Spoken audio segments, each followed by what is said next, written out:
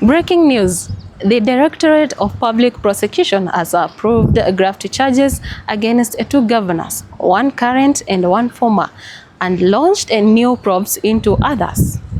On August 28, 2025, DPP Renson Ingonga announced that Bomet Governor Hilary Barchok will face court on counts of conflict of interest, money laundering, and unlawful acquisition of public property over 2.75 million Kenyan shillings in county contracts.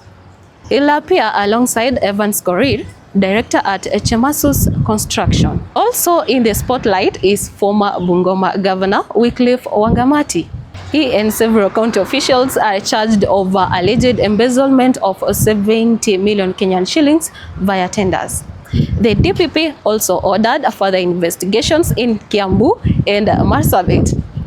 In Marsabit, Governor Mahmoud Ali is under scrutiny for illegal tender awards worth over 728 million Kenyan shillings between financial year 2017-2018 and 2023-2024.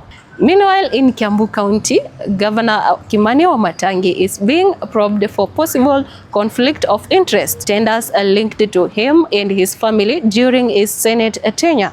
DPP Ingonga flagged critical evidentiary gaps in these cases, hence the extended probe. This marks a bold step in Kenya's ongoing anti-graft crackdown, bringing powerful leaders to account and reinforcing the rule of law. Do you think these probes signal real reform, or is it just performative? Drop your thoughts in the comments, show some love with a like, and share to keep the conversation alive.